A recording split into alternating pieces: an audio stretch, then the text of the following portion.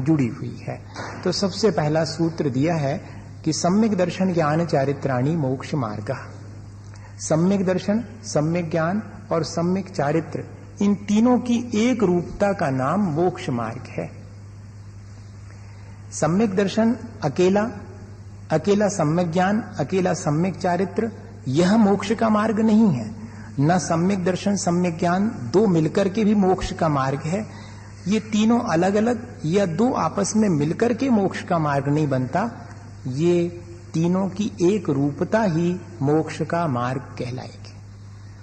तो सबसे पहले मोक्ष का मार्ग बताया और अंतिम में जाकर के कि मोक्ष क्या चीज है ये चीज बताई।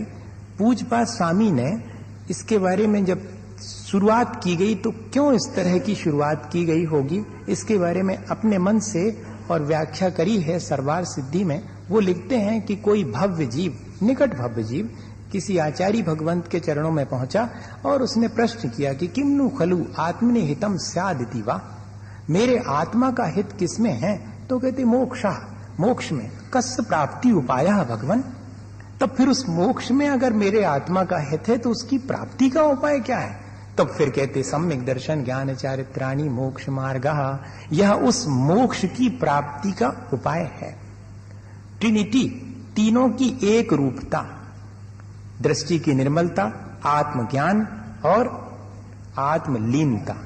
अपन दूसरी भाषा में कहना चाहें तो यह बात, जितनी हमारी दृष्टि निर्मल है, जितना हमें आत्मज्ञान है और जितना हम उसके माध्यम से अपने राग द्वेष से मुक्त होकर आत्मा में लीन होते हैं, तभी माना जाएगा कि अब हमारा मोक्ष मार्ग शुरू हो गया और हम मोक्ष की तरफ बढ़ने लगे हैं। इस तरह ये सम्यक दर्शन ज्ञान चारित्र की एक रूपता ही मोक्ष मार्ग है। तब फिर एक प्रश्न उठता है कि ये सम्यक दर्शन क्या चीज है? तो तत्वार्थ श्रद्धानम सम्यक दर्शनम, तत्व के अर्थ का श्रद्धान ही सम्यक दर्शन है। तत्व का श्रद्धान नहीं लिखा, तत्व के अर्थ का श्रद्धान सम्यक दर्शन है। 7 तत्वों को तो सभी जान लेते हैं, लेकिन जैसा भगवान ने उनका स्वरूप कहा है, उन पर उनके उस स्वरूप का वैसा ही श्रद्धान होना, यह तत्वार्थ श्रद्धान कहलाता है। 7 तत्व को अकेले जानने से सम्यक दर्शन नहीं होगा। 7 तत्वों का जैसा स्वरूप भगवान ने कहा है उस पर हमारा श्रद्धान हो। और आत्म तत्व उपादेय है। कौन तत्व हैं? आश्रय और निर्जरा, आश्रय और बंध वो हैं, संवर और निर्जरा उपादेय है। यह सारी बात जब हमारे श्रद्धान में आएगी तब उसका नाम है तत्वार्थ श्रद्धानम सम्यक दर्शनम। तत्वार्थ के श्रद्धान को सम्यक दर्शन कहेंगे। दृष्टि की निर्मलता किसे कहते हैं? तो जो जिस तत्व का जैसा स्वरूप है वैसा स्वरूप का हमें श्रद्धान हो। जीव है, ज्ञान ना देखना उसका लक्षण है, ठीक है, मुझे इस बात का श्रद्धान है। अजीब है, रूप रस गंध और स्पर्श से युक्त है, वो अजीब है। जिसमें चेतना नहीं है वो अजीब है, ऐसा हमें श्रद्धान है। इनफ्लक्स ऑफ कर्मास, कर्म कैसे निरंतर हमारे मन वचन काय और कषायों के माध्यम से हमारे भीतर इंटरमिगिल होते रहते हैं, एक क्षेत्रावगाह संबंध को प्राप्त होते रहते हैं, इसको कहेंगे आश्रय। और उनका बाइंड अप हो जाना, उनका हमारे आत्मा के साथ एक मेक हो जाना दूध पानी की तरह, यह बंध तत्व है। और जब कर्मों का आना हम अपने परिणामों के द्वारा रोक देते हैं, उसे संवर कहते हैं। और जो अज्ञानतावश हमने कर्म भीतर बांध लिए हैं, उनका हम पार्शियल डिसोसिएशन करते हैं। धीरे धीरे उनको अपने आत्मा से अलग करने की जो प्रक्रिया है उसका नाम है निर्जरा। और पूर्णतः कर्म से रहित जो अवस्था है वो है मोक्ष। अगर देखा जाए तो यह 7 ही स्थितियां हमारे लिए इस संसार में श्रद्धान करने जानने योग्य हैं। एक उदाहरण है इसका, आगे सूत्र आएगा स्वयं ही, मैं उसको यहीं पर डिफाइन करना पसंद करूंगा।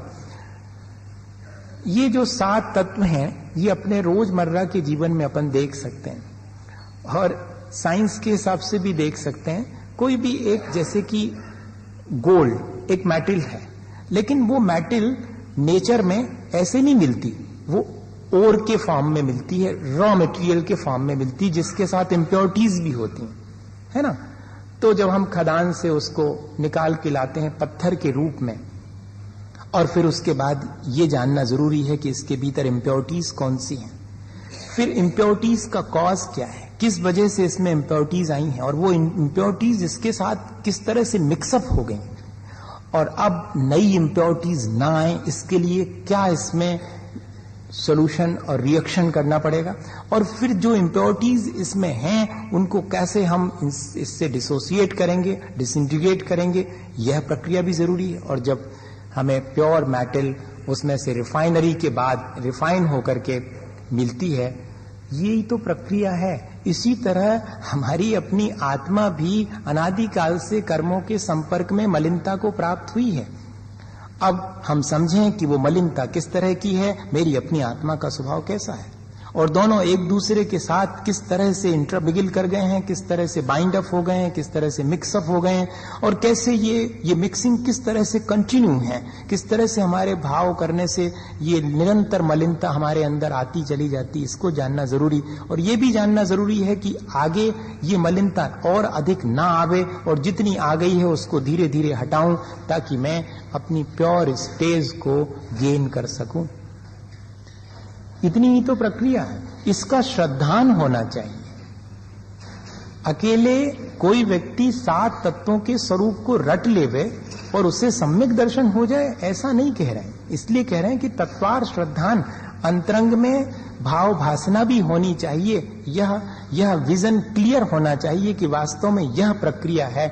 जैसे कि किसी को घड़ा कहें अपन, तो जैसे घड़े के बारे में ज्ञान है तो सबसे पहले घड़ा कहते ही अपने भीतर क्या आता है, ऐसा ऐसा होता है, वो कमरे के उस कोने में रखा हुआ है। घड़ा शब्द कहते ही घड़े के बारे में जो अंतरंग में हमारे अनुभूति हुई या कि ज्ञान हुआ या श्रद्धान हुआ, वही वास्तव में तत्वार्थ श्रद्धान में भी घटित करना पड़ेगा। जैसे अपन जीव सुनते ही अंतरंग में इस तरह का भाव आना चाहिए, तब जाकर के उसको कहेंगे कि हाँ तत्वार श्रद्धानम सम्यक दर्शनम।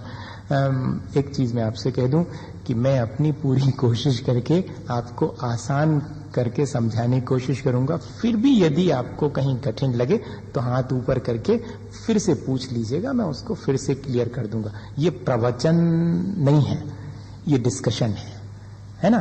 तो डिस्कशन में आप बिल्कुल फ्री हैं, आप बीच में, लेकिन इतना जरूर है कि बहुत सारा डिस्कशन भी नहीं कर पाएंगे, क्योंकि 1 घंटे का पूरा टाइम है जिसमें अपन को एक अध्याय बहुत शतही तौर से कह लें अपन, बहुत डेप्थ में जाकर के नहीं, बहुत सामान्य रूप से अपन को एक ऐसा दिमाग में आ जावे कि पहले अध्याय में क्या विषय है।